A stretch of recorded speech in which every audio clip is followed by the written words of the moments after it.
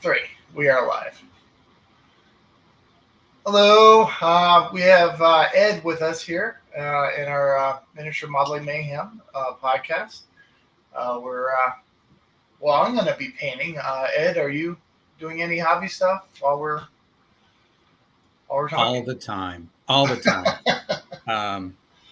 We're doing a set of rules. All things zombie. Zombie. All right. Yeah, it's going to be through Rebel Minis because he has tons of minis for it, which is great. And he wants to do another one and do a different version. So kind of catch up what's going on now, which is really cool. So yeah, I'm doing that. Nice. All right. Now, catch me if I'm wrong. Do you have a game of 6-gun zombie style? Yeah, there was High Noon, I think it was called. High Noon, okay. Yeah. What has happened is a lot of those older games, which are still good, I've sold to Rebel Minis. So he can carry them on as THW classes. But yeah, High Noon was pretty good. It had zombies, westerns, witches, vampires, all that kind of stuff. It was kind of an interesting little concept there, but it worked out well. All right, cool. Okay. Yeah, a couple of years ago, a friend of mine ran Tim. He ran a game out there in Tempe with classic horror with vampires and werewolves and stuff. I think he used Fistful of Lead. Good set of rules. Yeah, so I thought that was kind of fun. I like the card activation for initiative. I think that's kind of a neat concept there for random initiative pulls. It's better than the You Go, I Go. Yeah, that was one thing I ran into when I first started designing games. I had friends that were Vietnam vets, detectives, police guys, army guys, and they were going, man, we play these I Go, You Go games. It's just nobody's going to walk up to me and attack me without me doing something, ahead of time. And I said, yeah, so the card-driven thing helps a lot. Yeah. Oh, I like your concept of the activation. I've only encountered the activation type of thing in one other game system. That was Infinity. Oh, okay. The science fiction. Are you familiar with that one? I don't really mess with other games or read them just because I don't want to be influenced by them. Oh, okay. Just because they're not saying they're bad, but I have a certain way of doing things. Like you said, the activation. It's a reaction system. It's real simple. So what happens is you start and you can't see each other. So one guy steps out, you see him. Then you roll off to see who gets to shoot first. So if you're a really good guy, like, a special forces guy, and somebody steps out, you're probably going to shoot him. If you're somebody that's not very good, the odds are the other guy's going to shoot first, even though it's not his turn. Okay, so it looks like we have Ken on. So let me go ahead and bring him on with us. If you don't mind. Hey, Ken. Good evening. How are you doing? Doing great. This is Ed from 2 Hour Wargamings. Good day, Ed. Ken, the eccentric man, wargamer, right? Yeah, that's about right. Where are you at, Ken? I'm just north of London in the United Kingdom. Oh, okay. I have relatives in Shropshire. Oh, right. Yeah, a little way away, but probably isn't too far in your world, but for England, it is a little. Oh yeah. Yeah, we're both in Arizona. That's a fairly big state, if I remember right. Yep. Yeah, somewhat. I'm on the southern side, and he's on the northern side. Is there a time difference between the two? No. In fact, Arizona, we have a different time zone for our own state. Oh, yeah. Yeah, we don't follow the rest of the world. Well, there you go. We're we're at the end of this month. We move into daylight saving. Yeah, we ignore that. Yeah. I wish we could, but we do it for Scotland. Oh, okay. Okay. Yeah, because they're much further north, and it gets much darker much more quickly for them. Yep. I'm probably gonna mess around because I couldn't open it up on the iPad, so I'm playing on my mobile phone at the moment. Oh, okay. There you go. That's not going to help much, is it? That way up. But let's see what we can do. So we were just talking about the initiative system that 2 Hour War Games has, where if you poke your head out from behind a corner, your opponent has an opportunity to activate. All right, yeah. Yeah, you roll off to see who gets to shoot first. So it's not the I go, you go. So. All right, yeah. I was just telling them that it's very similar to the Infinity War game. They run it slightly differently. So basically, the way they run is everyone has, when they're shooting and your own turn, you get to roll 2 or more dice. But if you pop out from like behind a corner or something like that, and your opponent sees you, then they get to actually do a reaction shot, but it's only 1 dice. Oh, okay. Which is different. Yeah. And then you can actually do a reaction. You roll to see if you are able to react quicker. Just like 2 Hour War Games, but it's slightly different because it gives the advantage to the active player. Can you return I'm fire? hoping that's all okay for you now. Yeah, you can return fire. You can duck back.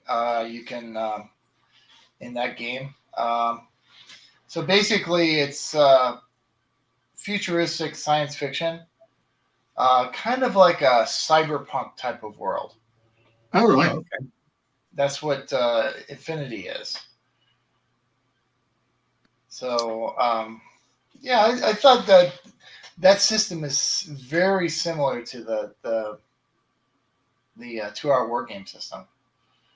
Yeah, I mean one of the main games that obviously I play is Bolt Action, and unfortunately with that one you've got the random dice pool which breaks the turn and the game up, which is a mechanism that I really like. Well, with Bolt Action, you can actually decide instead of doing an action to do ambush. Yeah. It's a hold action, and that way, when someone does poke out from behind a wall, then you let them have it, right? That's it. Yeah, got to work. Only works with movement, but you certainly can put ambush on an order on the troops, and that works really well. Yeah. You know, the nice thing is there's so many games out there that you can find a game that you like. And we are better or we are in a worse. time period where we are spoiled for the number of game rules that we have, and keeping up with them is incredibly difficult. I don't know if it much like myself. We probably have friends which are quite close friends. I mean, I game with John and Colin, and John I've been gaming with for over 40 years, and we egg each other on. So at the moment, I'll just whether you will actually see it on the camera. Oh wow! There you go, right there. Oh, yeah. Oh, cool. These are 15mm Spartan Greek cavalry. Nice. All right. For a rule set called Sword Point. Okay, so is that like It wasn't on my horizon to do these because I was part way through painting up a French 28mm Napoleonic army for sharp practice. Oh yeah. And I've now got sort of sidetracked into painting a DBA army first off of the Greek Sparta or the Spartans. All right. Yeah, I started a long time ago with WRG. Yeah, cool. Yeah. Oh, that was long. the first rule set WRG that I Yep. started playing.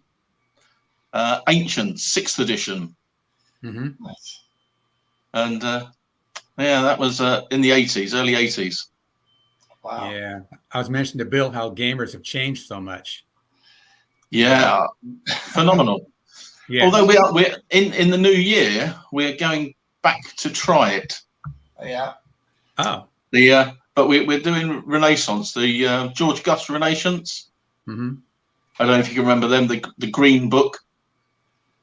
No. No. No, But in yeah. the 80s, I was playing BattleTech. Oh yeah. But it was my first model miniatures that I bought was from a company called Mike's Models. Oh my gosh. Yeah. Oh, boy. Yeah.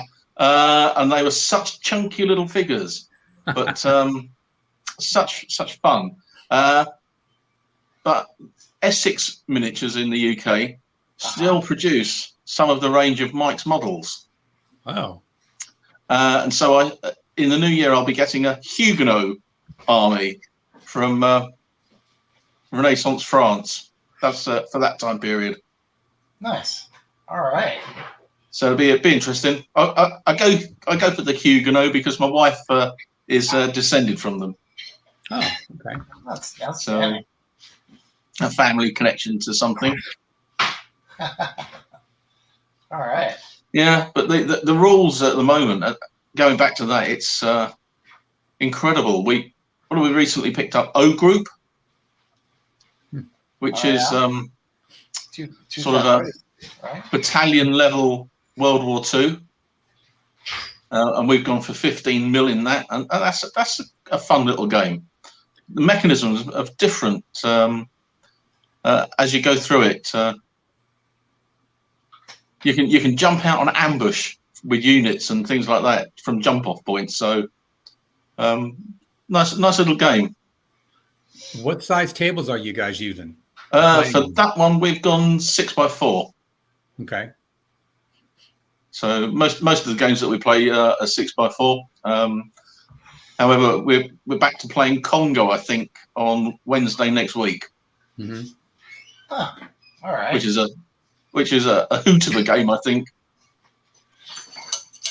You know, a lot of times when you game with other people, it's the people that make it a good game.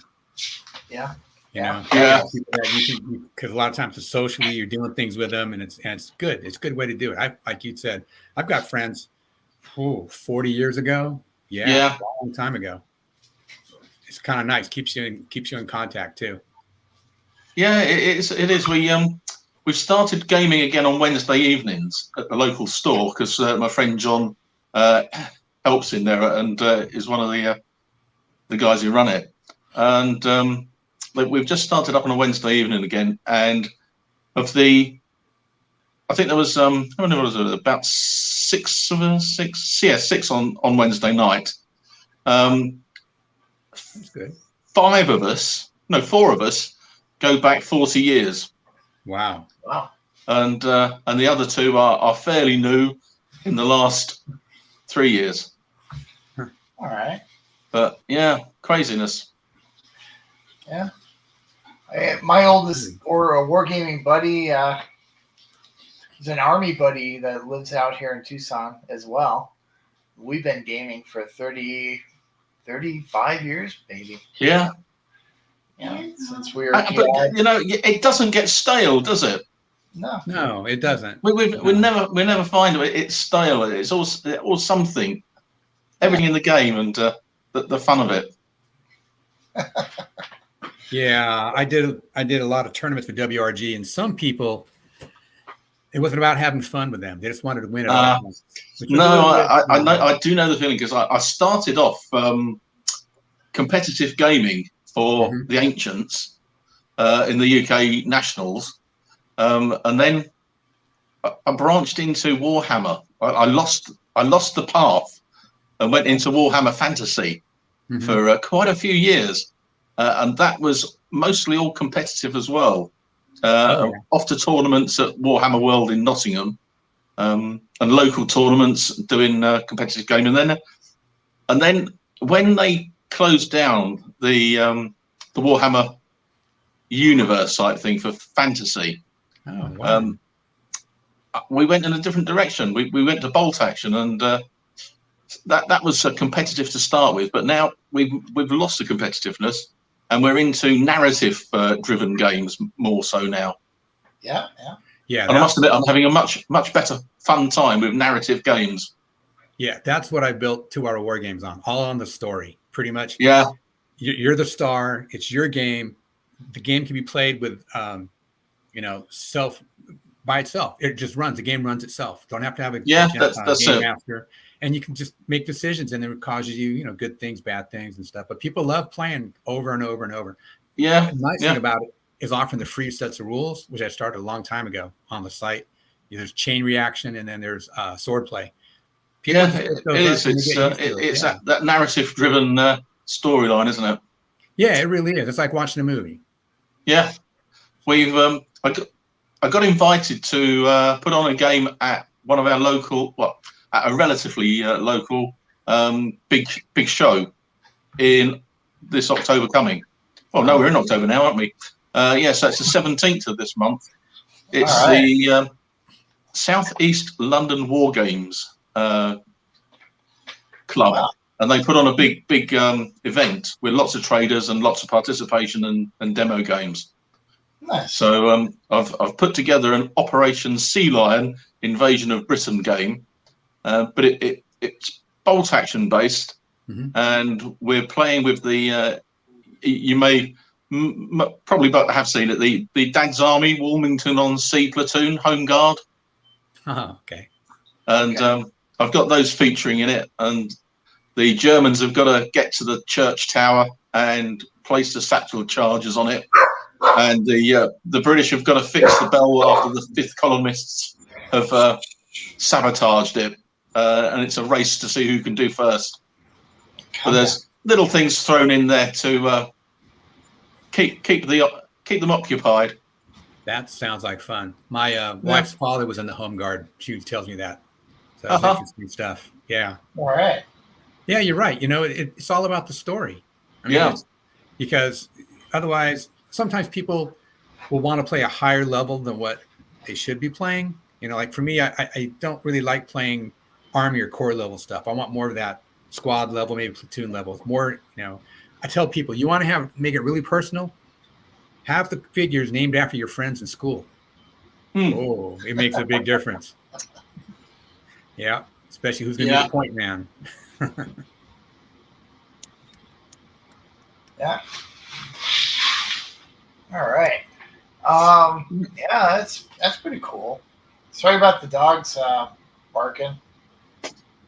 Mine are quiet at the moment, so that's a bonus. Just like family, they're like family. Yeah. I've got 2 whippets and a greyhound, and they can get very noisy. I have a Labra Healer and a Louisiana Catahoula Leopard Dog, and then I've got a Border Collie next. So. All right. What are we working on tonight? I am working on pirates. Pirates, huh? Arr. I'm just working on redoing a game for Rebel Minis. All right, yeah. Yeah, all things zombie. He has a lot of minis, and he wants to go ahead and do a Kickstarter. And he said, "Can you redo the rules for me?" I said, "Okay, fine." So, but again, like I said, people change, so we try to keep it up to date. Yeah. How about you? What are you doing? Are you painting more Greeks? I've got some of the Spartans to paint up. I've primed them, and my friend John, the one who I do a lot of gaming with, he makes the spears out of plastic broom bristles. Whoa. So rather than use the metal ones that come with it, he makes the spears from the bristles, and they work really well. They bend and they don't ping off quite as easily, and they paint up absolutely perfectly. And those are 15s, right? These are 15, yeah. And you can, Yeah. and he does it for 28 mil as well. He's just got a bigger broom. Yeah. That's the way to put it. Yeah, it's a bigger broom. Yeah. Yeah, it's he's made 128 of them for me so far for this. Nice. Excellent. So a good friend. Yes. Yeah, so I got those, and possibly if I get round to it. Oh. Let's see if we can mess around with it. Oh, wow. It's 28 mil Bofors gun from World War II. Nice. Who's the manufacturer? Yeah, so anti-aircraft battery, and Who make those models? Bad Squiddo Games. Oh, really? Yeah, Bad Squiddo. So what I really like about it is you get the option to have it perhaps non-historical with the women firing it, Mm-hmm. but you get the historical one as well, where you can have the men firing it and the women. You can say Oh, yeah. Binoculars. Yeah, spotting. binoculars, and one with two with get it in there, two with the ammunition. That's nice. So they're really nice sculpts. I've got quite a few of the Bad Squiddo World War II women figures. Yeah. And then I've picked this up. Oh, that's nice. And this is from First Corps in the UK. And with a bit of luck, Oh, perfect. it should fit in. Perfect. So again, and that'll work with another narrative story for an attack of a U-boat crew on a facility. I'm hoping. All right. I agree. That is the way to get more people involved in gaming, is doing the story thing. They can relate to something like that. Yeah, it's when we go on holiday, there's it's one of these English names where if you were to pronounce it properly, it would be Happisburgh, but pronounced Haysborough. Okay. So we tend to say the first word and a bit of the last word and miss out the middle. Yes, my wife's a Brit, and we have conversations about speaking English. It's interesting. Yeah, we don't I love it. we don't speak English, I don't think. Yeah, Well, we don't, for sure. She told me we don't speak English. That's it. that's Yes, it. sir.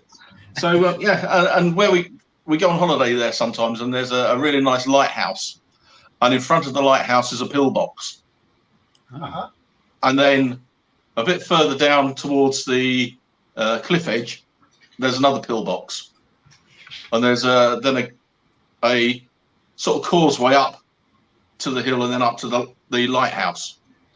And we had a tour of it 2 years ago, and I was chatting to the guy who does the tour, who said there was also another pillbox further over to the left, and there was a small sort of valley, and they had an anti-aircraft battery set up there. Okay. So little things that run together. So I thought, oh, that might make a nice little scenario. Yeah. So I've just been trying to get the pieces together and trying to find a 28 mil lighthouse Oh, was proving very difficult. Yeah. Until somebody said, "Have you looked at this garden ornament?" And I said, "No." And they sent me a link, and it fits perfectly into 28 mil, and it's already pre-painted. So all I had to do was put a bit of weathering compound on it, and it looks great. You know, it's nice to think outside the box. Yeah, You know, yeah. you shouldn't just limit it to the miniatures and stuff. That's excellent. And I think that part of that now is, when you think back, we were so insular prior to social media. Oh, correct. That you only had your sort of group, and sometimes you might go across to the next town on a gaming expedition once a year. But now you can get information and suggestions from everywhere. Oh yeah. And that is great. Yeah, my friend up in Washington, he lives north of Seattle, and he got online and found people south of Seattle playing the newest edition of BattleTech. And he was just blown away because he said, "I've never been exposed to it, but now I can just drive down there in an hour or two, and get a chance to play." So yeah, being interconnected like this makes a real big benefit to the hobby for sure. Yeah. Well, look, I'm talking to you, and you're way over there. That's amazing. Yeah, and that's it, isn't it?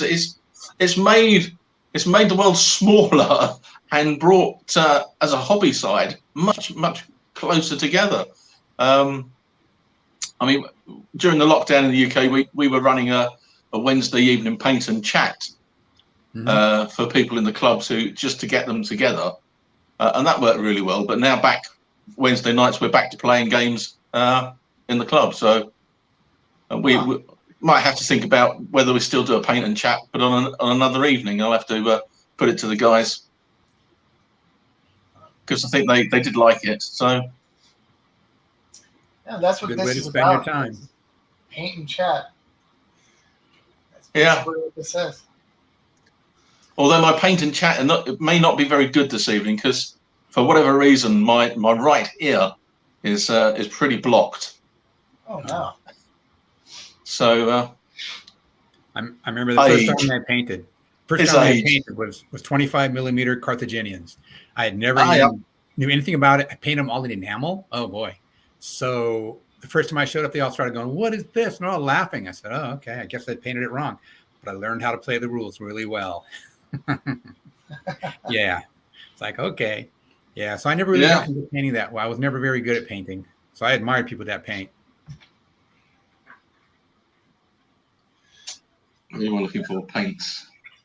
That's a nice thing about the hobby, is that you can focus in on whatever you want to focus in on. If you want to focus in on rules and the different aspects of gameplay, you can do so. If you want to focus on painting, you can go and do so. And you can also build terrain, which is probably about 80% of what I do. I'm a terrain freak, so I love to make worlds. It's like a railroad type of thing for me, railroad type of setup that I like to set up for war games. Yeah, I do. I like making terrain, but I don't have the time, unfortunately. With painting the figures and playing the games, the terrain takes a bit of a back foot, which is the wrong way for it to a degree. Is that if you get really nice terrain on the table, it adds so much to the game. And Christmas 20, on the build up to it, I thought I haven't got the time to do it, so I sold quite a few armies from the Warhammer stuff that I'd kept hold of, and I treated myself to some pre-made buildings and pre-made terrain. Nice. So terrain we got a company in the UK called The Last Valley, and it makes really nice terrain. Not too expensive, really, when you look at it. And there's a chap I think it's near South Wales, and his company is called Ham and Jam. Okay. Okay. After the Pegasus Bridge ham and jam, and he makes really nice buildings. So prior to Christmas, I asked him if he could make me a number of buildings, particularly to fit in with the theme of Operation Sea Lion. So I've got a number of shops to put on a street board, and different houses and a church and things like that. That's really made a big improvement to my games, both for the bolt action and the other part of the scenery is just so good for all other periods. Yeah. The 3D printing, I think, is going to make a real big change in the hobby too. Yeah. You know, I like the feel of the weight of the minis myself, but you know, they're offering a lot of 3D print now.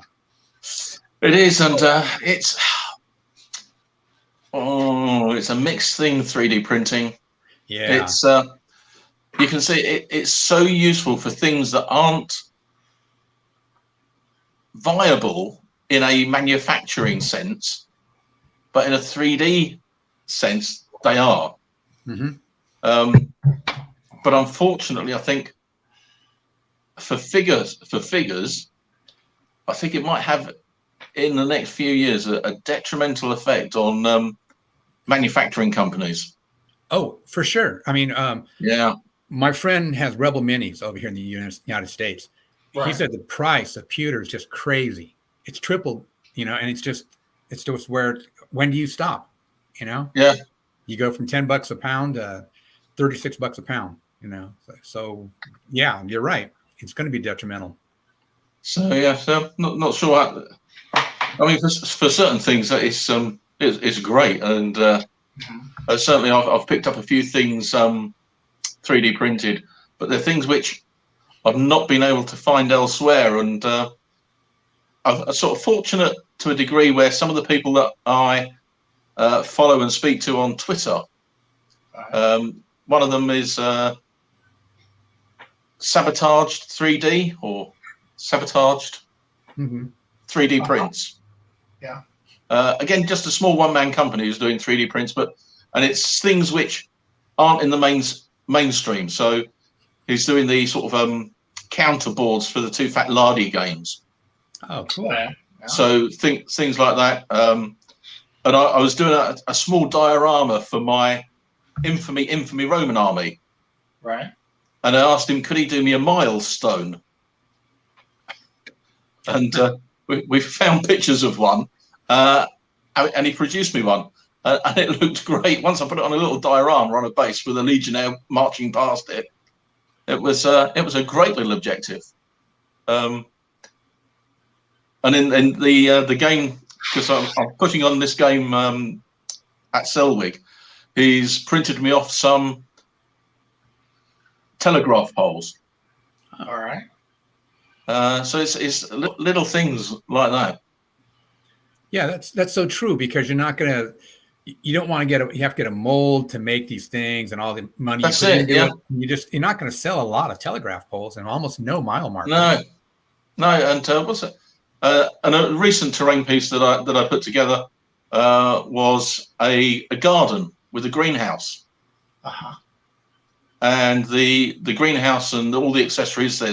There's pots, there's seed trays, there's the greenhouse itself, and it comes on a base, flagstone base, and it's got a wheelbarrow, 3D printed by a company called Iron Gate Scenery in the UK. Nice. And I've had a few things from them, and it's, as you say, it's things that you wouldn't have had in the past, or you would have had to have made them by hand, which I would never have got around to do. Yeah. Well, it's a real good thing. You know, it comes in handy. There's so many people doing it too. I wish there was some way to find out all the 3D printing, companies, because there are one of my friends has set up a 3D printing business. You may have seen them online. Paint and Glue. Might have. And it does a lot of World War II unusual vehicles. So not the mainstream, but lots of the different type of variants. So he does those and terrain pieces and trains and buildings and all things like that. Then they have those where they'll send you the file and you print your own. Yeah. And I know they're not all getting printed. I know people just collecting the files. I have people that have 85 of my games. And I said, Paul, you can't play all this stuff. No, I just want to collect everything. Okay. Fine. Yeah. Yeah, it's a boon to the hobby, but I can see that there are going to be downsides to it. Yeah. Well, I kind of disagree.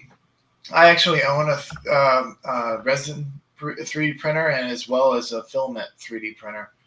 And I think that these companies that are actually, selling regular models, they could easily make STL file renditions of those models and sell those and put them on the market.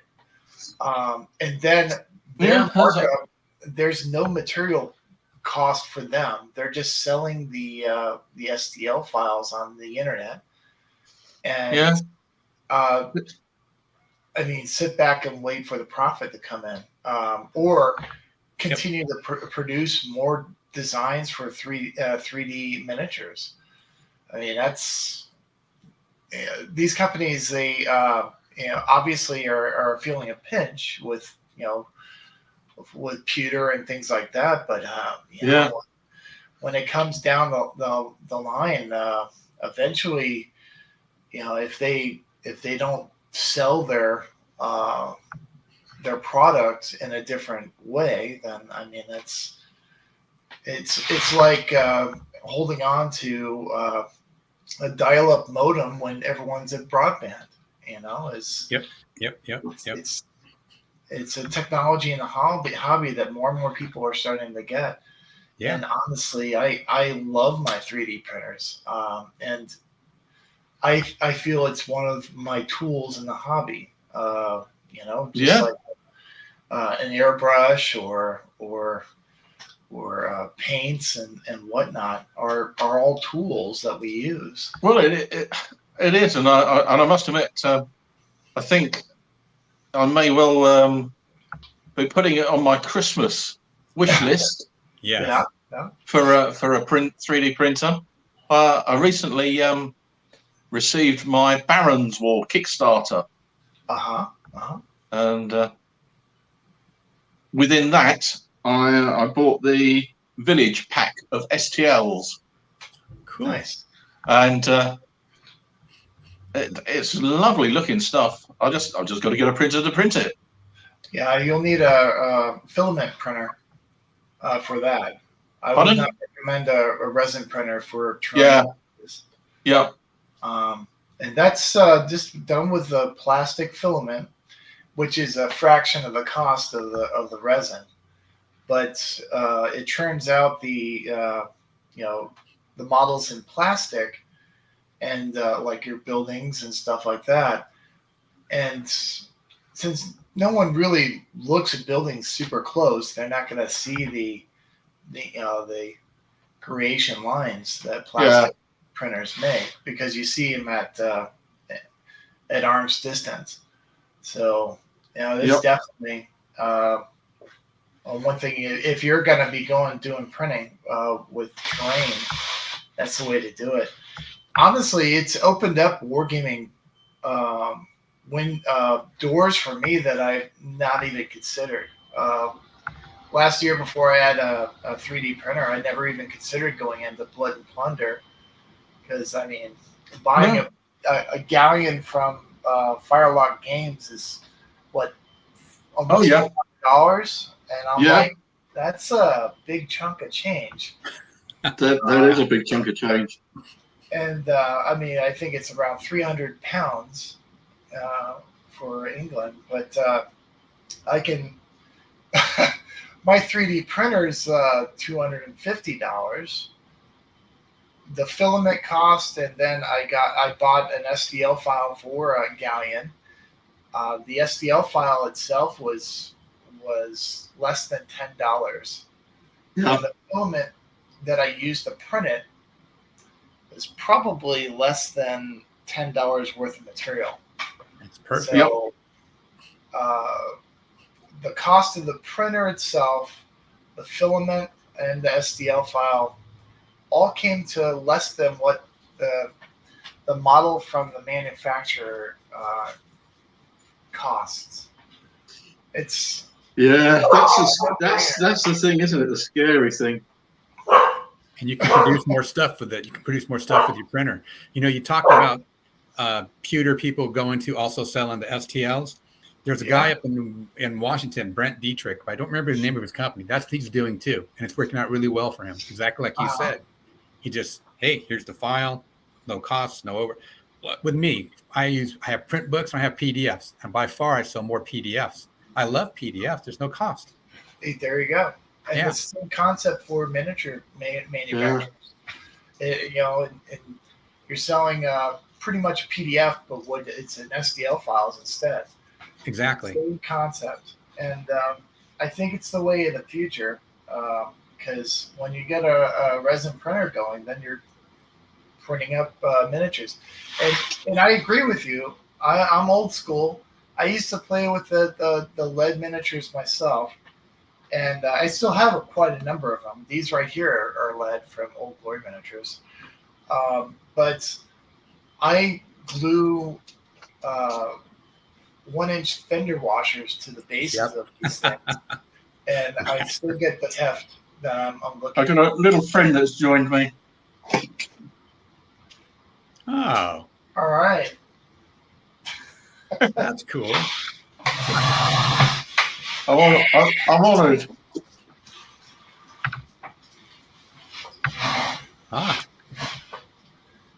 This is my Labra healer. She's a puppy. She's about 3 months old. Very cool dog. Yeah. Cool dogs. I mean, So half Labrador, half blue healer. So, healers are pretty smart dogs, but Labradors are very affectionate dogs. So, So she's a combination of those two. Yeah, we had a Labradoodle till recently. Hey, there you go. So you know all about that. Labradoodles are incredibly smart too. I think that's one of the things that surprised people with greyhounds is they are very affectionate. Yeah. Nice. Yeah. They still think that they're lap dogs. But unfortunately, they're pretty big. Yeah, there's a dog track that's nearby here, and they have there's a greyhound rescue. That handles dogs that used to be track dogs. Yeah, I help with a greyhound rescue. Do fundraising for them and collect dogs from greyhound trainers and dog pounds and things like that.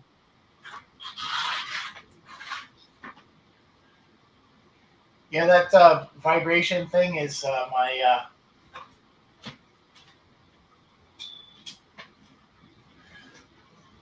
Is that your paint shaker? This is for shaking nail polish. Yeah. But I simply put the paints in there and shake them up. Yeah, I think that was a good buy. Yeah, definitely. Before I bought it, my paints would separate, and they still do, but this has been a marvel. Yeah, I've got steel ball bearings in many of mine, but I think the ball bearings would work even better when they're on a shaker like that.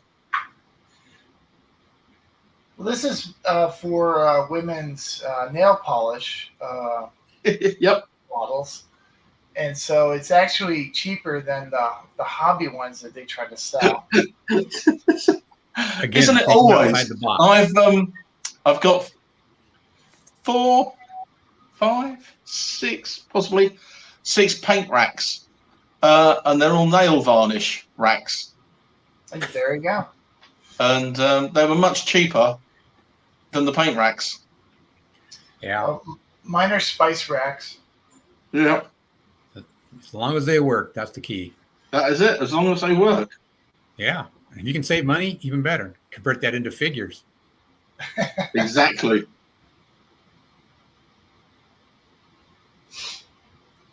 Well, guys, I have to be going. All right. I Nice really to meet Okay, take you. care. Nice to chat. Ed? Yes, thank you guys very much. I appreciate this. It's nice being able, living far out in the boonies where I live in Lake Havasu, it's nice to be able to contact people that have common interests. There's not a lot of gamers in this town at all. Yeah. You know what? I'm going to have to convince my wife to do a road trip up there. Yeah, not in the summer. Of course, you're used to the summer. But yeah, and you're obviously welcome to come down here to Tucson. I've got a wargaming room dedicated to gaming, and I have it next to my porch that has all the barbecue and smoker stuff there, so I can smoke meats and grill things out there. And then in the room itself, I've got a mini fridge, a Keurig machine, coffee maker, ice machine, and Oh, wow. Yeah. and a wet bar. So Wow. Yeah. I'm jealous. I'm jealous on that whole thing. So Sounds when like I do host a wargaming thing, I know, just as you said, you know, my friends here in Arizona sometimes have to drive a long distance. I want to make it worth their while. Yep. So that's what my thing is. I want to make sure, hey, you've taken hours out of your day just to drive out here. I'll go ahead and make it worth your while. I appreciate that. You guys take care. Thank you again very All much. right. Take care. Take it easy, Ed. Bye-bye. I will. You too. All right. I keep angling for a shed or something like that, but I think that's going to be far and few between. I think now I do most of my painting on the computer desk. Oh, okay. Just really so I can listen to things and watch things as I paint. But Oh, okay. Yeah, that's because my wife at the moment is working from home, so the spare room that we had is now her office. okay. That's exactly where my situation. My wife is taking over our game room. Yeah. So my regular painting area is in a room adjacent to it, and since she's doing Zoom meetings and stuff like that of her work, Yeah. it tends to be loud when I'm, because I like to, just like you, I like to put different things up, like movies and podcasts and so forth while I'm painting. Yeah. Because hey, you know, painting is fun, but I want to have some type of like background noise. Well, yeah, that's it. I can't live in silence. It's got to be something, and there's some really good things out and about to watch. There's a guy on YouTube. I don't know if you watch it. It's World War II TV. Oh yeah, I've seen that. And I've been watching that a lot recently, and yeah, very entertaining and interesting. He does another series for World War I. Did you know that? Yeah.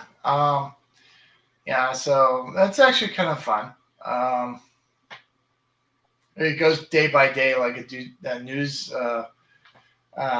broadcast of what happens that day. which is kind of neat. Actually. Yeah.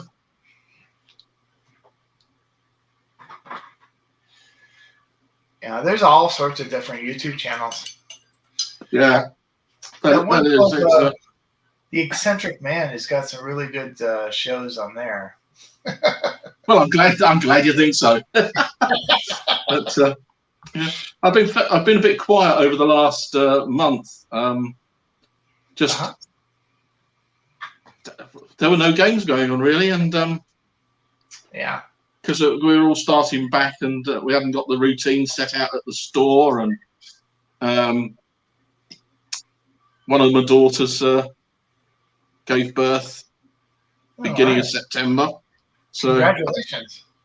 That took a big chunk out of timing.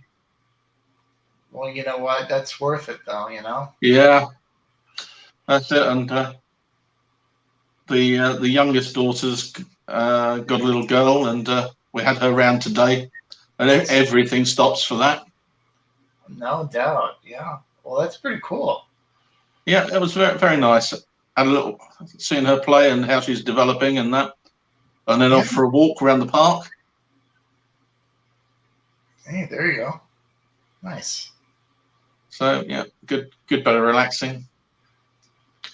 But I've got a video that I've got to edit tomorrow and hopefully get up probably tomorrow. It's a bolt action game, and it's the start of the Saipan scenarios in the Marianas and Palau.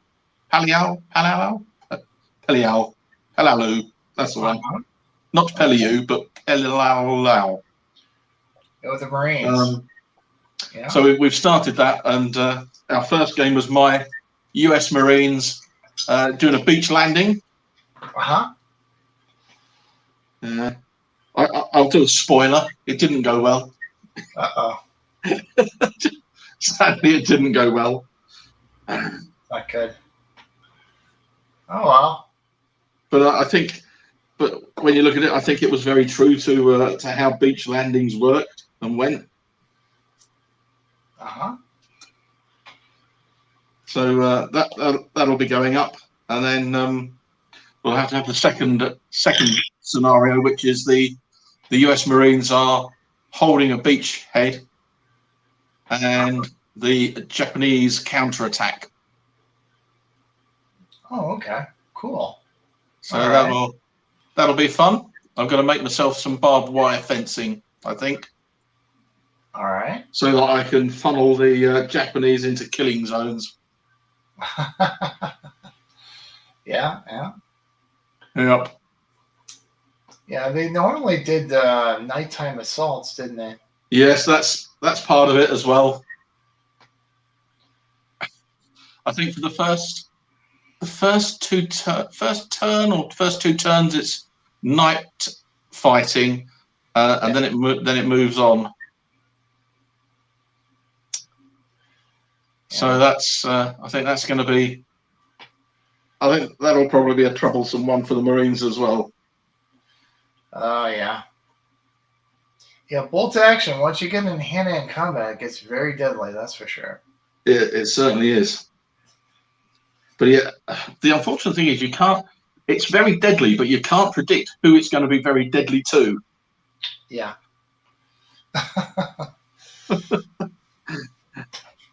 I've had combats where it's like, yeah, well, I've got 8 tough fighters here, so they can have another hit if they hit successfully. And obviously, out of I think at once I had 8 of them, and I got 1 hit. Yeah.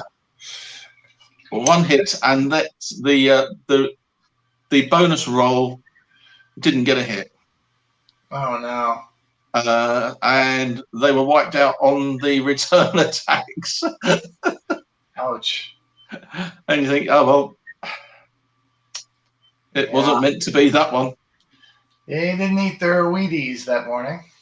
Yeah, but it's things like that give you something to talk about afterwards. Yeah. and with it swings and roundabouts because I played a Bastards of Bataan list,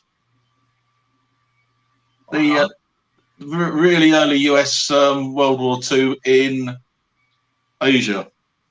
Okay. And you have to have inexperienced sections for your core troops. Okay. And I had about 6 of them. And in hand to hand, they wiped out a Japanese fanatic unit. There you go. Yeah. The Japanese didn't do very well, but yeah, it's these things luck swings your way and then it swings the other way. Yeah. But I think that's another reason why I like bolt action is that the games do swing. Yeah. And I think that goes down to the dice mechanism. It adds that sort of fog of war, or other what people say is like the friction to it. Yeah. And you can make your plans, but there's always something that might go wrong. Yeah. Yeah, a buddy of mine's trying to convert me from bolt action to the Two Fat Lardies The Chain of Command games. Yeah. I played a couple of those Chain of Command games. They're pretty good. I really do like both sets of rules. Yeah. Bolt action is very much Hollywood bash with the mechanism that it runs, and the dice activation really sets it apart. So if you want a fun Basham game where there is tactics in it, but it varies around the game, and you've got limited time in an evening, then bolt action's the one I would go for. Yeah. But if you wanted to fight something more historical and more sort of true to the ethos of gaming, right. World War II, then Chain of Command. Yeah. Not everybody likes the mechanism of the dice, the order dice, and the way that sometimes there'll be double phasers within the game, but it's got a much more truer feel to it, I think. Yeah. I like the playing bolt action, but I also like the Two Fat Lardies rules. One of the things I like about the Two Fat Lardies is when you're doing let's say you're doing like sharp practice, for instance. Yeah. You have these Tiffin cards in there that make yes. And in bolt action, I think it would actually be kind of interesting to actually have a card that stops the turn. A dice that's a dice that stops the turn. Yeah, in the bag that just goes, okay, it stops the turn. They gotta go to the next turn now, because that would lead more. Well, I think the card system in sharp practice is very much like that sort of dice activation, isn't it? Yeah. Whereas you're never going to know what comes up in that next card. And there's quite a few of these card games with the card mechanisms. Congo works on the card system, but that's got a mechanism with the cards that you play, donating what your units can do, and you've got a priority number on it as well. So you may play a 3 and the other person plays a 4, and their card goes first. Yeah. Now, I've never played that, but I'm sure it's superior to what I used to play. 20 years ago, I used to play Darkest Africa with the sword and the flame rules. Yeah. Larry Brom's old rules. I'm not sure if you're familiar with that, but those rules, I tried to use them recently, and I realized that they have a lack of morale in those rules that I've grown accustomed to with other game systems these days. And I was like, what in the world is going on? These guys don't have morale. Some get dated, but yeah, and I'm sure that and then we managed to get one game of Muskets and Tomahawks 2 in. All right. And again, another card-driven game for unit activation, and it's also got the cards in there to end the game and end the turns. Yeah. And that was quite good fun. But yeah, I've got the first edition of that. Yeah. But I haven't tried the second edition. But I prefer the Rebels and Patriots game to it. I think. Yeah. Again, we go back to what we talked about right at the beginning. The number of rule sets that are out there. And I must admit, over the last 3 years, I have certainly hit quite a few rule packs and rule sets in the games that we've played. Yeah, since you've played Rebels and Patriots as well. Yeah, Rebels and Patriots. We've done that one, and that's a nice game to fall back on. Yeah. Now, what do you think? Do you think Rebels and Patriots versus Muskets and Tomahawks? Which one do you think is a better feel? But you play it Civil War. You don't play it with the. We play anything with it because I've got War of Independence, or as we like to call it, the Revolution, and then I've got the French Indian Wars, and then the ACW stuff. I think we found for American Civil War, sharp practice was a bit harsh. The musketry seemed to just dominate totally. Oh wow! But we found Rebels and Patriots works quite nicely for American Civil War, and you can introduce some nice nuances with the way you can change the units by just in the rules themselves. So you can make them sharpshooters, or you can make them sort of less disciplined as militia. So there's lots of little things you can do to tinker with them to build the flavour of the battle that you want to do. All right. Yeah. And that works nice within it. So again, it's another game where you can play it in an evening, 2 or 3 hours. Yeah, that's what I like about it. Is that they're fast. Both games actually. Muskets and Tomahawks is a fast game too. But that's the way that they've changed it to the card pulls and the end of turn mechanism. That speeded it up as well. Yeah. So Muskets and Tomahawks is quite a faster moving rule set. Okay. Within that, so yeah, it's an interesting one, and when I make the armies now, I tend to make the units normally make them 12-man units, so they fit the Rebel and Patriots, but they will also then fit sharp practice, and they will also fit Muskets and Tomahawks, depending on what we want to try and give a game of. Oh, okay. So it's I try to get the most out of the figures and the armies that I get. So we do that. But so yeah, just I think we've done Congo, Rebels and Patriots, Musket and Tomahawks, obviously bolt action, sharp practice, chain of command, Men Who Would Be Kings, another one of the Osprey books and rules. I've used the solo rules section, Mr. Babbage.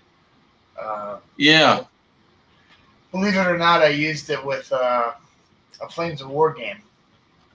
I think the mechanism for solo play, not that I do it, but it's a really good little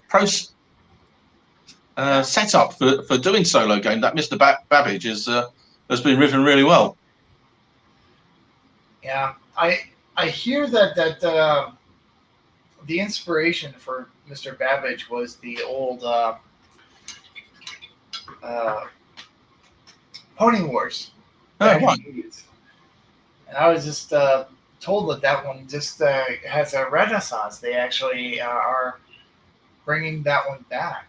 Oh, right. So the Pony Wars B-Troop ain't coming back. It's basically one of the very first solo cooperative type of war game. So basically, it's designed where the players are all U.S. cavalry commanders, and then you're going up against the random encounters of the Indians attacking you in different areas. Yeah, I'm just there was a guy playing sort of a cooperative Rangers of something deep. Rangers of Shadow Deep. Yeah, that's the one. Yeah, they were playing that, and again, was something different to me. I haven't played it, but a cooperative little skirmish game. Yeah. Now, the gentleman we just had on, he's the writer for 2 Hour War Games. Yeah, I haven't seen any of those. Yeah, but I will have to have a look now. And his games are more. They can be used as a head-to-head or as a cooperative or solo. And I specifically use it for solo gaming when I was during the pandemic because it's designed to be played that way. And he's got his rules for World War II. It's called Nuts. Yes, I have heard of them. Yeah, and then he's got for Black Powder, he does French and Indian War specifically. And he has 2 different sets of rules for that. One rule set is called Long Rifle. And you literally have maybe 1 to 3 or 4 miniatures per player. All right, yep. And you just having a campaign of your Hawkeye type figure or whatnot. Doing adventures during the French and Indian War. All right. Have different encounters and stuff obviously hostile Indians or hostile. You got to pick what faction you're going to be in. You could be British or French, or you can be American or Native if you want. Yeah. And then depending on what faction it is, would be depending on what enemies turn up or whatnot, and depending on what area you tend on doing your activity in. If you're going into enemy territory, then you're more likely to run into enemies. I shall have to check them out. Yeah. Now his second rules is called Muskets and Mohawks, which confuses me with Muskets and Tomahawks because of the similar names. But that is panning out to do the larger actions in the French and Indian War. So if you want to do the actions where there's maybe 40 miniatures per side, then you can do that. And you can do it, and because of the nature of his game, you can do it as a solo game or a cooperative game. All right. Yep.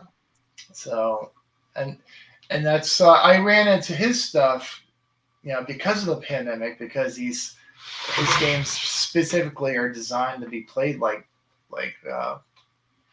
solo games and cooperative games, and I didn't want to go head to head with my wife when playing games that were large scale, and so I did one battle report with my wife where we were doing a cooperative muskets and Mohawks game, and that was kind of a fun game. She had a fun time because it was against the game system itself. It wasn't against me. Yeah, no, my wife wouldn't go there. Wouldn't go there. No. Yeah, my wife was feeling sorry for me because of me not being able to play. So, like, all right, I'll play. I have twisted her arm a few times, and she'll play head-to-head skirmish games with me every once in a while. Yeah. And at the beginning of the year, or actually I should say last Christmas, not many wives do this, but she went down to the game shop and bought like 5 armies of Saga. All right. Yep. And gave that to me for Christmas. Very nice. I thought it was nice too, but I was like, I don't intend on playing Dark Age, but I guess there it is. Yep. Whereas mine would say, you've got enough already. So.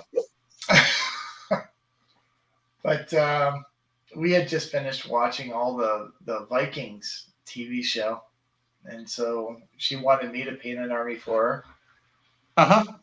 She's got the shield maidens with Lagatha. Oh yes, yeah. And her Viking army. And we sat down to play that once. We'll probably play it in the future. I've played a couple of games of Saga, and for me, I find the use of the battle boards and the things that they can do a little bit confusing and off-putting for me. Yeah. I mean, I've watched it and other people, and they do like it, and they say the mechanism is good, but unfortunately, my brain I don't think works that way. Oh boy. But there we go. It's horses for courses, and fortunately, there are so many games and rule sets we can play. Oh yeah. And basically that battle board thing is where that comes from is board gaming. So modern board gaming, there's a mechanism that they have in some games called a worker placement, which is exactly what those battle boards are. And so my wife and I play the modern board games, and so she fell right into playing Saga because that's one of the main mechanisms of some of the board games we play. Yeah. Yeah. So that's unfamiliar with most war gamers, but that's I guess they call a Euro game mechanism that they do these days. Yeah, my wife is very analytical. She works as a pensions count. Can't even think what it. Basically, she works out pension funds for people, individual pensions. Right. So does a lot of work with spreadsheets and Excel and all things like that, and Uh-huh. manual calculations to work out people's pension entitlements and things like that. Yeah. So she's got a very good mathematical brain and analytical. And if we play those sort of games, I just get beaten into the dust. Well, the same here. My wife just crushes me at those type of games too. Nice to have a common denominator. Yeah, my wife is she's works for the university, and she does the same type of work. She's a senior accountant. She manages the grants for research grants and stuff at her college. So, yeah. Yep. Same type of animal, different. Different area of same animal. Yeah, that's it. Yeah. Yeah. So I mean, if you get into those board games, it makes my wife happy to play those type of games. Yep. So. Yeah, we keep saying that we used to play Mahjong. Some time ago. We really must play that again because we did like that. Yeah. Last night we played Wingspan. Huh.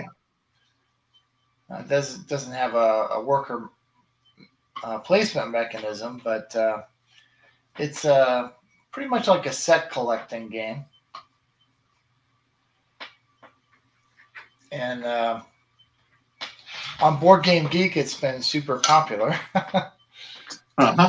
Oh. Hello, dog. Another one's come in. What you doing? Mine are crashed down the sofa. Yeah. Well, as I said when you asked me to come on, that we have sort of quite set routines for bedtime because obviously my wife and my daughter both get up really early. Oh, really? Okay.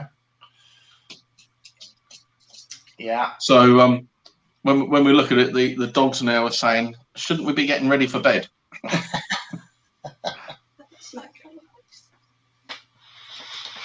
Really, it's was it 9:30 there now? Yeah. For me, it's very early. I mean, because everyone else in the house settles down, and I sort of settle down, but I'll then watch films or series on the iPad. Oh, okay. I'm a bit of a night owl, really. Yeah. My wife and I've been watching a series called What We Do in the Darkness. Oh, yes. Yeah. It's a Is it What We Do in the Dark or What We Do in the Shadows? Or Shadows. Yeah, that's right. Yeah. Oh, yeah. That creases me up.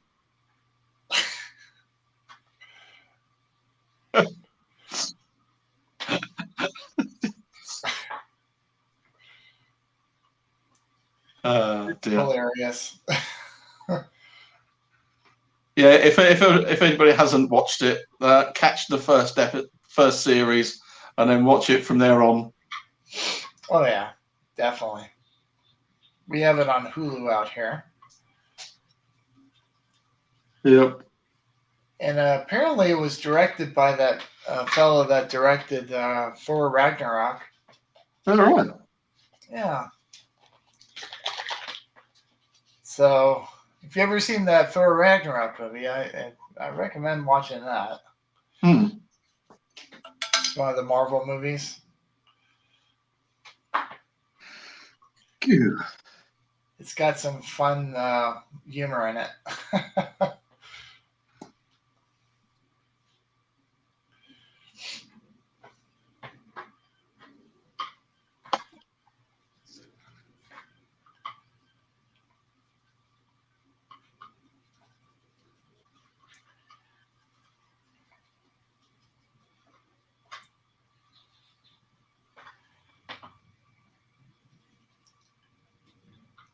Painting the Spartans, huh?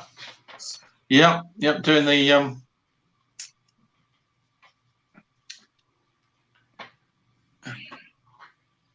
Doing the bronze shields, helmets, and greaves on them at the moment. Oh boy.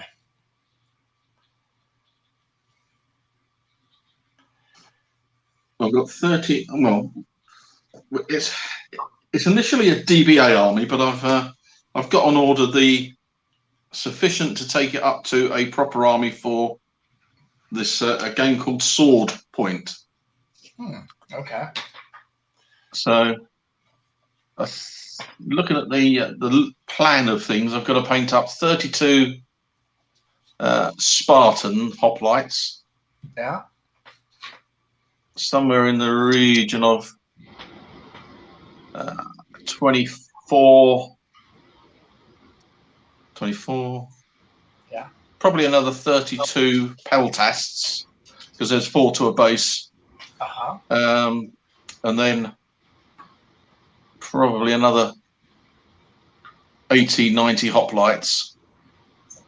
And then probably 20 of the light troops, archers and javelin men. Got your work cut out for you.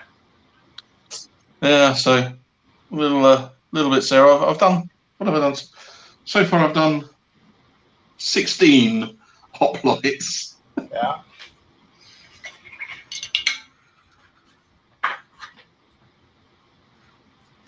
I am kind of still working on American Revolution or War of Independence, Massachusetts Regiment. Uh-huh. I put them up because I was working on them last night, and I got to a point where I got to make a decision on how I want to base them. And I'm thinking that, at first I wanted to use them for black powder, but I got to thinking that there's a lot of other miniature rules out there, like Sharp Practice and Rebels and Patriots and such, that require individually modeled miniatures. And I've got just like before, these round fender washers that I base my miniatures on for individual basing, but I'm thinking that maybe do something different with these guys. Maybe I've got some STL files of square basing, like the old Games Workshop Warhammer fantasy basing. Yeah. And I was thinking maybe printing up a whole bunch of those bases, and then it's basing is that way they rank up better than the round bases I normally use for individually based miniatures.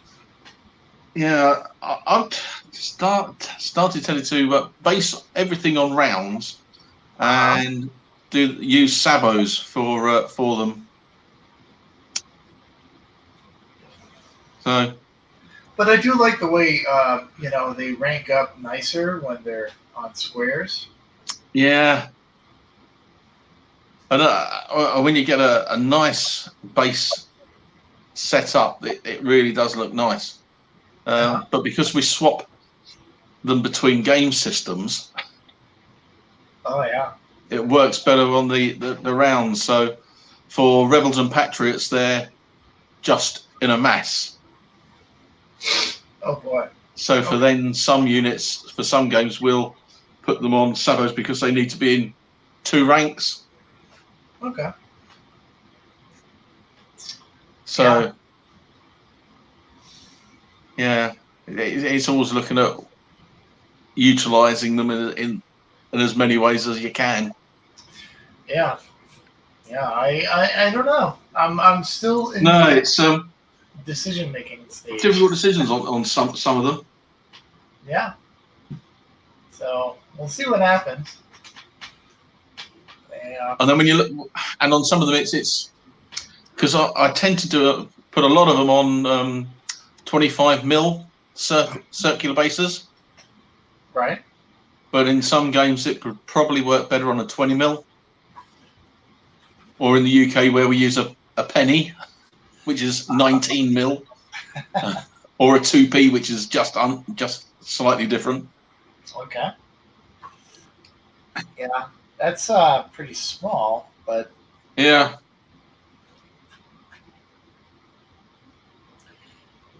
Yeah, I was thinking the square bases because if I make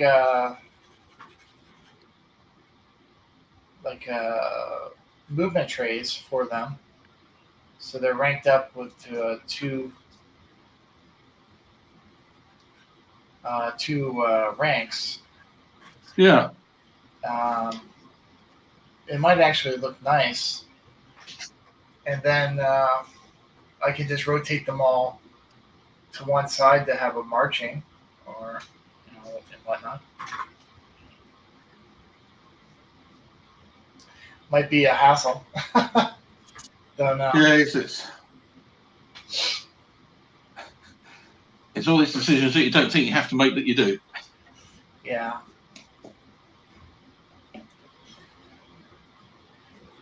It's like artillery. I'm always in the air on whether the base the miniatures Oh, yeah. on the base or whether to base them individually off. And if I do, am I going to have the artillery piece on its own or on its own base? I never really know what to do with the artillery. Yeah. I sort of go between both. Some I'll just leave the artillery piece as a single model and then have the figures separate. And some I'll build onto a base. I think for me it's how the fancy takes me at the time. Yeah. Yeah.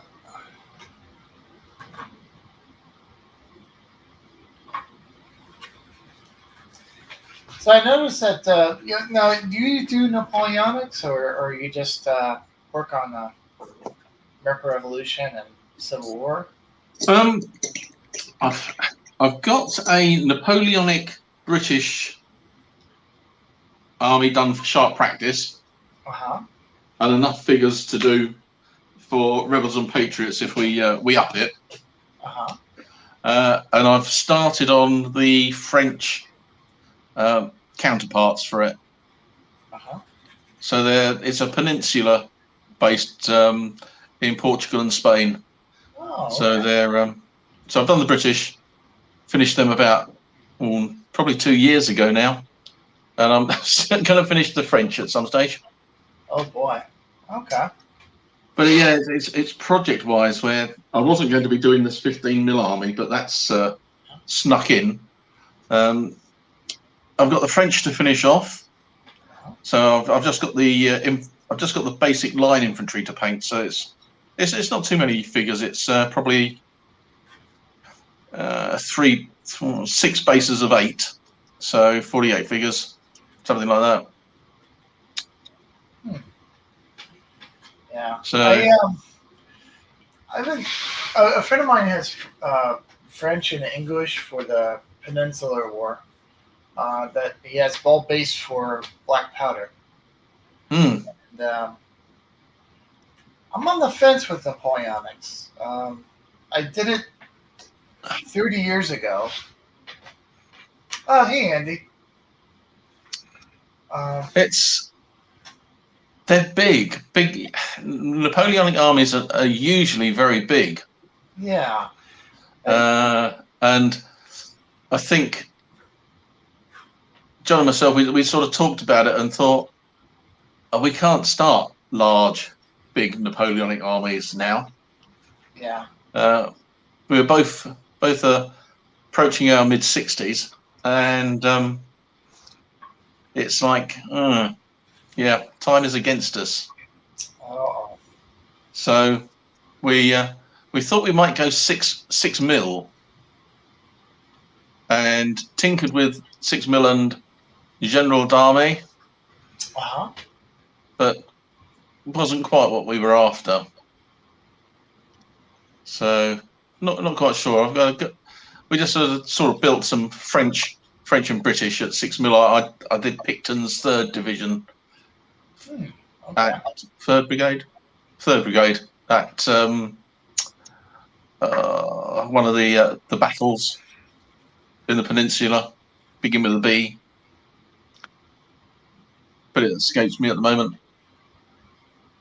So yeah, so we had a little dabble with that, but skirmish games, larger skirmish games, I think of what we've settled on. See, to me, I've already done Napoleonics decades ago, so it's nothing new. But just recently, I painted up all those French and Indian war miniatures, and I'm thinking, I don't know much about the European theater of the 7 Years' War. No, and I don't see it played very often. No, it's not one of the bigger periods. But I ran across some STL files of entire armies of. Yeah, I mean the uniforms look fun. Oh, I love the tricorns. Yeah, those are really right up my alley. That's more up my alley than the Shakos. Yeah. And so I was thinking that might be something to do, to just because I don't know anything about it, you know. No. So I don't have a vast understanding of it myself. Yeah.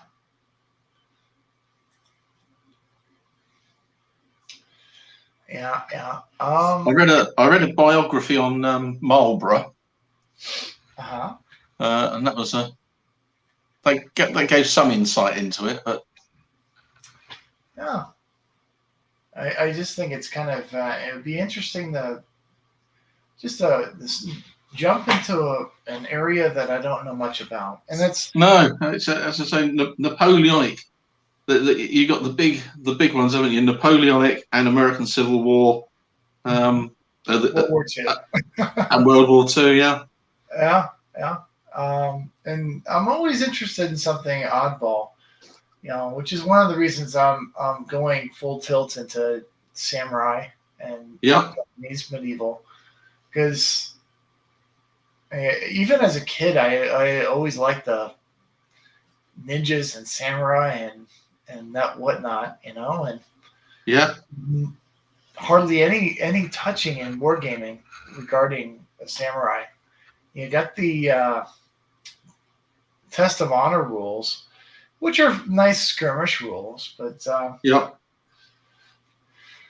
I'm thinking, I get those SDL files for Samurai and Ashiguru, and then I can start printing. I mean the figures are fun, aren't they? Oh yeah. With the bodies and that, and the armor. Yeah. The heraldry and stuff is neat too. I mean, unlike other nations, they have, or other areas, they have the very very different. And every individual has a flag on their back. That's Yeah. I think it's actually kind of neat. Their heraldry, the way they have it set up. Yeah. And then seeing armies with nothing but flags on their backs is really interesting. It's a spectacle, isn't it? Yeah. There's a chap on Twitter who has done samurai in 6 mil. Yeah. And when he puts his table up with the figures, rice fields, and everything that he's built in 6 mil, it's quite amazing. Huh. Okay. I'll have to find out find out his name, Uh-huh. and I'll post the link to you. Okay, I'll have to take a look at that. Yeah, I do my stuff. And it's pretty astounding. My stuff is all 28 millimeter scale these days, with the exception of Flames of War. We dabbled with Flames of War. Yeah. When it first came out, but we didn't. It didn't gel with us. Oh. It's for whatever reason. Type of system. Yeah, I'm not sure why it didn't, but it didn't. But on the plus side, I now have a nice motorized American rifle unit army for O Group. Hey, there you go. Which they'll do very nicely for. You do Western Europe then? Sorry? You do Western Europe mainly? Yep. We range at the moment. We for O Group, the sort of battalion size, we've gone Sicily. Oh, okay. For paratroopers, British paratroopers against German Fallschirmjägers. All right. And I believe they're just about to bring out a supplement for 1940 in O Group. So that'll be good, because I've got a 15mm German Blitzkrieg army to paint. Oh, okay. So that'll be handy. Yeah, I've got a few little things in the pipeline. I've got a for bolt action, another Sicily army, which will be the Canadians. Uh-huh. But it'll be the Seaforth Highlanders and the Three Rivers Tank Regiment. So I had a little delve into the history, and those two formations fought together. And I've got a box of British Commonwealth, or British 8th Army, the plastics, and a box of the Canadian/British laser war box. And I should be able to cut and paste sort of thing between them. Uh-huh. So that there'll be some, because I've had a look at pictures of the units in Sicily, and you've got a mix of somewhere in shorts, somewhere in slacks, somewhere in long sleeves, somewhere in short sleeves. So the units can have a mix, which will be nice. Nice. All right.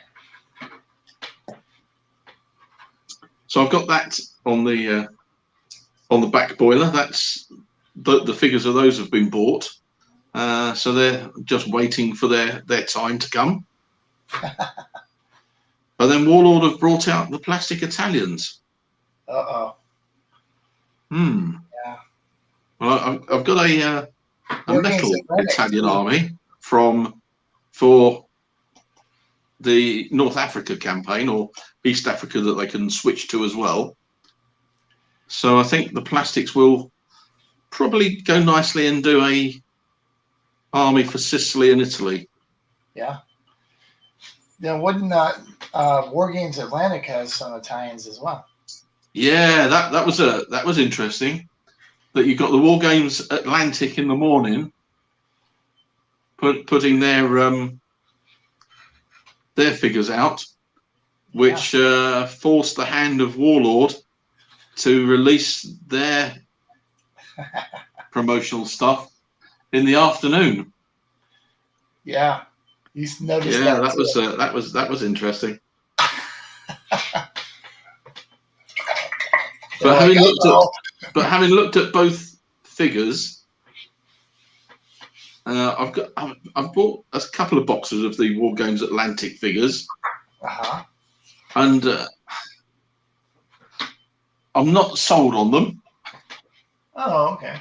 I've never actually seen them in person. Yeah, they're a little bit limited in their poses. I thought I got the 95th Rifles box for the Napoleonics, and they were a little bit on the smaller side. So would probably fit quite well with Perry's, but the configurations that you can do, I wasn't overly keen on. Oh no. Whereas when you get the Warlord Games ones, sometimes they don't have enough right arms to do what you would like to do, but the rest of the poses and the figures are very good, and of course able to be used between different box sets. See, the thing about Warlord though is they're hit or miss, because they like to buy out other miniature manufacturers, and then they'll put those things up on the market. So if it's from other manufacturers that may not have been so keen, it can be a miss. But of course, there are some of their stuff is pretty good. I found that their range of World War II stuff can be rather diverse when it comes to quality. Yeah. I picked up their late war British plastics and the German plastics. They're okay. They're not the best, but since I got them at a discount, I'm not complaining too much. Yep, that's it. They do the job. Yeah, you pay your money, you take your chance. Yeah. I mean, although these days I look at Perry miniatures and that I see that as the bar. Yeah, they are good. Although I've had a few now in different ranges, and I think they may need to get their molds renewed. Oh no! Just get a lot of flash. Yeah, I got a lot of the Perry American Revolution miniatures. But again, they are very nice. On the whole, they are very good figures. I did my we go back to Rebels and Patriots, and my first army for Rebels and Patriots was the proper army for it was the British Intervention Force. Okay. For the American Civil War. Oh yeah, I remember that one. With they almost look like Crimean War miniatures. Yes. Yeah. Well, it wasn't that far off in time, really. Yeah, but it's a fantasy. I don't think it ever. No. That Queen Victoria would not have seriously considered intervening. Yeah, but as you say, a little bit of fun. What if? Because I mean, what would England get out of it? You know. Yeah. So, but I've now painted up my Union American Civil War. That was the one of the early projects of the year. So I used the artisan figures for that. And they came out very nice. So I was pleased with them. Yeah. Yeah. I do a lot. I do a lot of reading in the different periods that I intend on going into. I at one time wanted to do Civil War, but so I started reading a whole bunch of stuff like the Shelby Foote novel, books and all that. Yeah, it's and again, it's one of those things. It's discouraged me from playing Civil War. Yeah, but I don't. What is it? It's for some of them you get drawn into being historically accurate. Yeah. So people will build their army using the specific regiment, and they'll build it for perhaps a battle on that. And I'm not a purist as far as that. Yeah. For me, it's okay. Then they're painted as Union troops, or they're painted this. Although I did go, I followed the Nick at North Star Miniatures had built his army for the first Bull Run. Okay. Using units from that, so basically I copied what he had done, and it worked out very nice. But for me, it will just they will be used in any American Civil War battles that come up. Whereas I know many people will build specific units to play that specific battle with them. See, I don't have a problem with that. The reason why I decided to go into Civil War. I was like, okay, I'm going to grab all these books and start reading about Civil War. And then I started understanding what the nature of the war was. And that discouraged me from wargaming the Civil War. And the reason why is that 90% of the land battles, you have one force that's entrenched in some type of fortification, and then the other force is trying to assault it. Yeah. It was a precursor to the First World War, really, wasn't it? Yeah. In many instances. And so that discouraged me because you don't have the open field moving battles of the Napoleonic period that I had first 30 years ago gone into, which I thought was fantastic. You don't have that. In the Civil War, you have static defenses that someone else is trying to assault.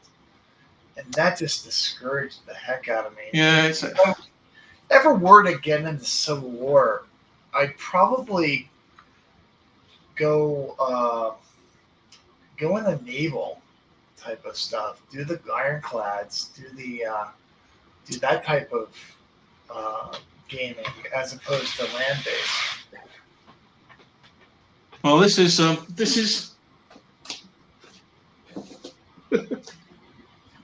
I'm not sure how we're going to do this one. Gonna pick up your dog? Oh, okay, all right. Yeah. Jumping on board with the and you know what? Most war games of the Civil War I witnessed are not played. They're played like moving land battles. You don't see them as the set piece typical. Yes, I'm not sure how we're gonna play this or what rules we're gonna play with it.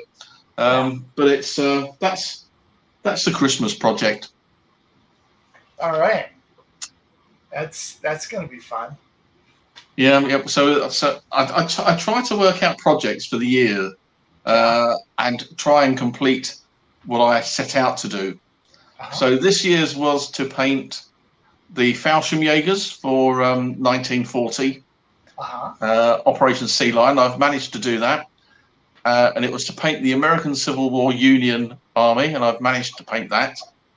And the next one was to paint the French Peninsular Army, and we've started that. There was nowhere in there to paint a 15mm British paratrooper battalion, but we've done that. And there was no part of the process to paint a 15mm Spartan army, but that's going to be done now. Yeah. However, there was going to be the Seaforth Highlanders in the Bolt Action Sicily army to paint, and also the American Civil War 13.5mm Warlord stuff. Because I painted up the sprues that came in the War Game Illustrated magazine. Yeah. And once I painted them up and based them and put them on the table just to look at them, and I thought, that looks really good. Yeah, I think that's why they put in the magazine.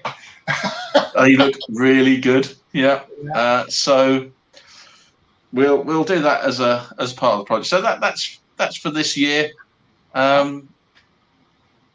It's was it beginning of October now?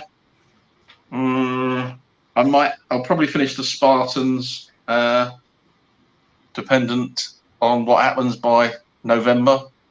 Yeah. Finish the Canadians by beginning of December. Uh-huh. I forgot to mention the French. Yeah. Oh boy. I might get the French done by Christmas. Yeah. My which will then probably leave me the new year for my Huguenot 15mm army and the American Civil War for the smaller ones. Yeah, my project. And that will probably see me through till midway through next year. If I don't buy anything else. Yeah. Oh, yes. Yeah, I'm gonna do this pirate stuff. I didn't plan on doing the pirate stuff, but a friend of mine is very much into the Blood and Thunder. And then a separate friend all of a sudden said, "I want to do Blood and Plunder." And I maybe didn't mention this that you might not see enough. What is this? Baron's War. Oh, okay. Nice. Yeah. I did mention that earlier, but that's on the painting table as well. Yeah, that's my that's something I took off of the big painting table, which was my late medieval, early Renaissance army. Uh-huh. That I intended on painting this year, but I just got distracted by other things. Yeah, that's it. So I've got plenty of things to be going on with. Yeah. So, yeah. So I put that back on the shelf of shame. Yeah. And since right now my friends are all wanting to play Blood and Plunder. Yeah. Pirates. Yeah. I mean, that does look nice when you've got a nice desert island board set up and you've got the ships at anchor, and oh yeah, it's got a good visual to it. Oh yeah. Now the medieval stuff I'm doing is more European, or I should say. I decided to do the 1499 the Swabian War. Uh-huh. And that is a war between the Holy Roman Empire and the Swiss cantons. Uh-huh. And the Holy Roman Empire decided, hey, wouldn't it be a good idea to go and try to capture parts of Sweden or Switzerland? We'll invade Switzerland and see how that works out. Yeah. And then, how the Swiss were in the late medieval, early Renaissance period. They made themselves a name in that war. They were quite fierce, weren't they? And the Holy Roman Empire got its nose bloodied heavily by that war. Yeah. So, and I thought, hey, that'd be kind of fun to do, in Lion Rampant type. There's some nice uniforms to paint. Oh yeah, well, lack of uniforms, I should say. Yeah. Well, at least on the Holy Roman Empire side, I did paint once a unit of 28 Swiss halberdiers and pikemen. Yeah. Hey, there we go. Yeah. I'm not sure why I did it. I think I just did it because I got the figures cheap, and I quite liked the look at them, and I quite fancied the idea of painting them up to see what they'd look like. Yeah. It took a bit of time, but yeah, they did look very nice. And I got the listings of the different liveries for the Swiss cantons. So I've got it all lined up. I just started painting Landsknecht, and then I just kind of got distracted by other things, by life. That is a story of our gaming lives. Yeah. I'll get back to it though. That is it. Yeah. Well, I tend to finish the things that I start. It just might take a little bit of time to finish some of them, like the French Napoleonic. But we'll get there. And it'll just be a day where I think, yeah, I'm going to go French, and we'll get them done. I've been hopping back and forth between doing Japanese and stuff for the Japanese feudal period. Actually, mine are set up for the what they call the Battle of what is it? I'm trying to think of it. Oh, the Warring States period. I can't remember the official name right off. No. And that's a period that I have an interest in because it's for wargaming purposes. It's fantastic. I mean, it's basically the different households or clans are pretty much doing like War of the Roses type of deal, where they just try to vie for their share of the shogunate and who's legitimate as a shogunate leader. Yeah, I mean that's to a degree it's where I've gone with the Barons' War. Yeah. I went on holiday in the UK to Northumbria, which is up north from me. Yeah. And it was it's a border county between England and Scotland, and lots of inter-raiding between the two.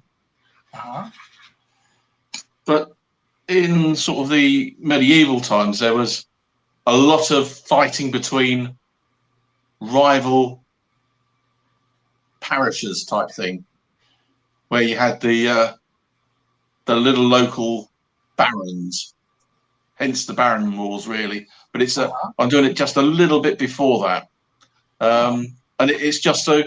When I was up there, I was reading an account of two villages, and over a period of sort of 100 years, there was just this feud between these two landowners. And it's like so I've gone down the route of one lord of the manor for each, and then they've got their knightly men at arms that support them, and then they've just got their sort of sergeants and basic troops and militia. So quite small retinues of just these small manors, and use that as a little skirmish game. Again, it's following that narrative type thing. Yeah. I mean, a number of years ago, I actually built up a Ottoman Turk army. And we played Lions Rampant with that when it first came out. And my buddy out here, he made a Wallachian army. for the fight against my Turks, which was kind of fun. Yeah, I think I've got the Lion Rampant in the bookcase. Yeah. And that was a thing to work out what armies that I've got in 28 mil that we can use for Lion Rampant. Yeah, it's if you like the mechanisms of Rebels and Patriots, then yeah, you'll like Lion Rampant. There is one. It's along those lines, isn't it? Yeah, you can't play bigger games with it though. The big difference between Lion Rampant and the Rebels and Patriots is that in Rebels and Patriots, your turn doesn't necessarily end when you fail a activation roll. You can just go on to the next unit and do. Yeah, Lion Rampant, I think, just cuts the whole army out, doesn't it? Yeah, you have to actually go, okay, which unit is most important to activate now? Yeah. And then go from there. Because your army might not move. That is right. Yeah. Yep. It's that Tiffin card, isn't it? Oh, yeah. So there's a choice to be made when you're playing Lion Rampant, whether or not you want to move that unit or not. Yeah. And you don't have that nail-biting thing in Rebels and Patriots because you know that you'll be able to activate other units. Yeah. It's not as nail-biting as it is in Lion Rampant.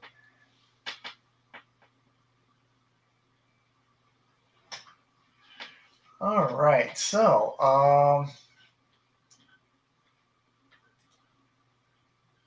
Plastic Crack Gaming says, "What's the crack?" Uh-huh. So I'm painting pirates right now, and Ken is painting some Spartans. Right? Yep. Doing the Spartans. Well, at the moment, I've just picked up the Bofors gun crew to paint a little bit of them whilst the hoplites are drying a bit. Okay.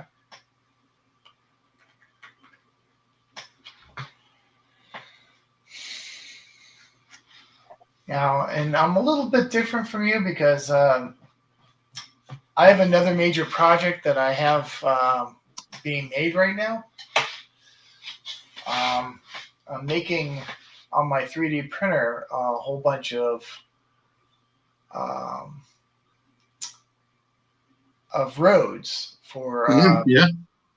I'm making cobblestone roads. Oh, nice. 3D printer and 28mm scale. So after that gets all printed up and I have the entire set, then I'm gonna have to sit down and dry brush it all. Yeah. But years ago I would kill for having like fully modeled cobblestone roads. Yeah. And 3D printer is pretty much made that a possibility. So it is. It goes back to what we were talking about. It's now this project is gonna probably start next month once all those roads are printed, because it takes a while for the print out all those roads. But it's gonna make a simple cobblestone road. I'm gonna make it like a dusty khaki type color. I think I can use that in not just samurai stuff, but I can use it for World War II Europe, or I can use it for portions of American Revolution in the more built-up areas, like near Boston and stuff. I can use. I need to get myself the Deep Cut Studio map, which has the cobblestones village. Yeah. Because that's a very useful one for doing towns. So I need to get myself that one. Okay. Yeah, for the longest time, I've been eyeballing the. Before I actually had a 3D printer, I was eyeballing the. Was it green stuff? Oh yeah. It has these rolling pins. Yeah. That have the cobblestone engraving in them, and so you can just roll them. Yeah, over roll it in and imprint it. And then make it yourself, but. And I think the idea is that you roll it over like bases with the green stuff, but I've been wanting to do cobblestone roads. Yeah. With texture on the surface. Yeah, Deep Cut Studios. It's you use that a lot for all your war games, don't you? Sorry. Deep Cut Studios mats. You use those a lot for your games, don't you? Yeah, the main mats I've got is at the moment I've got a couple of the cigar box ones. Oh, those are pretty good. The double-sided one when they did the first Kickstarter, and then I got the Europe New, which is the field ones without the printed trees shapes. Oh yeah, because they took them off, and that's a really useful mat to use between the two. And because I've started doing Sicily mats, I've gone for the rocky ground and the Sicily mat itself. So they're quite good. That's Geek Villain Games. Okay. And then my friend Colin, he's the one who's got the deep cut studio mats. All right. Okay. So we got a fair few different types, spread them out between us. So looks like Plastercrack Gaming is pinning up some infantry for BattleTech. Yeah. And looks like Andy is painting up some 15mm Prussians. I know Andy's very much into Napoleonic, so I'm sure that those are Napoleonic Prussians. Yeah. I particularly like that mat that you used for the American Civil War with the crop fields on them. Yeah, that's the cigar box mat, New Europe 2, I think. Really? Okay. Okay. Yeah, that's a thing. It's kind of odd, but during the period of the American, Napoleonics or later period, is corn a crop in Europe in that time period? Yeah. I don't know. No, Is corn a crop during the in northern France? Yeah, because we have in England and sort of Scotland and Wales, that's terrain and farming and field enclosures changed dramatically, where everything got closed down to smaller fields. Oh, okay. And there wasn't the sort of stone walls and the hedges and all things like that. But over time, more of that has occurred. So battlefields depended on, and the terrain has changed, because stone walls, the dry stone walls that we have, are relatively new in centuries. Oh, okay. All right. So I was just wondering about, like, if I did 7 Years' War. Yeah. I have a bunch of corn terrain I have for American Revolution and French and Indian War. That I but I would think that it wouldn't be too dissimilar to other sort of areas at that time, because you've got the people who are travelling out and sort of setting up homesteads and all things like that in different areas with the sort of immigration from areas going on. I just didn't know if corn had been brought over to Europe in that time frame and was accepted by farmers in Europe. I'm sure. I'm thinking that maybe during the World War II in France, maybe, I don't know, but I've never seen fields of corn in Europe in photos. No. Yeah. I think that's it's cornfields in England are very relatively new. Really? Okay. Because I don't remember seeing cornfields when I was younger and when we were going in the countryside. Oh, okay. All right. So it's not a World War II type of thing. Yeah. That's good to know. Yeah, I've when I'm looking at terrain and trying to decide what to make, I want to see what's distinctive, because in the Americas make American black powder battlefields more distinct. Yeah, it was a sort of staple, wasn't it?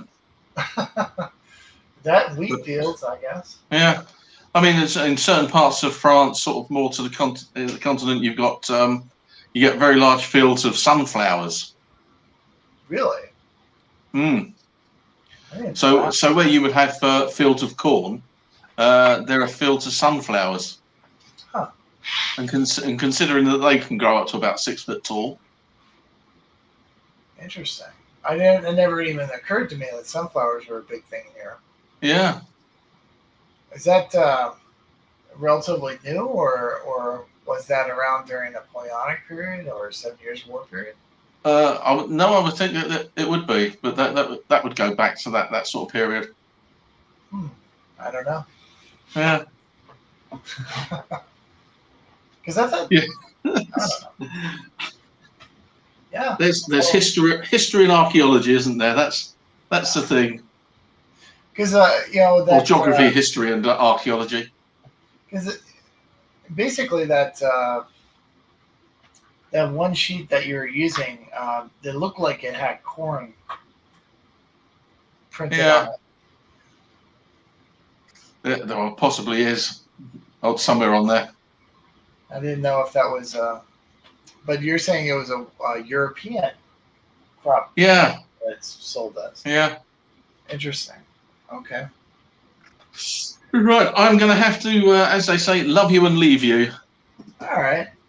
Well, sure. Thanks a lot for the discussion. No, thank you very much for inviting me to have a chat. And hopefully you got a whole bunch painted, right? You never know, do you? And I'll hopefully get some bits out on my YouTube channel, some of the new battle reports and some updates on what I'm doing on painting wise.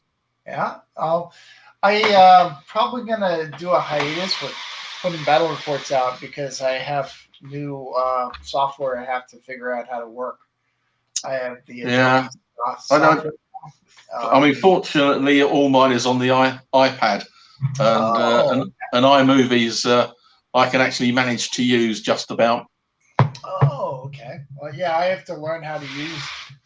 I forget the name of it. Adobe Premiere, I think it's called. And I just got to learn how to use it, and then I can start putting out. That is it. Material. Anyway, take care, and we'll see you when we can.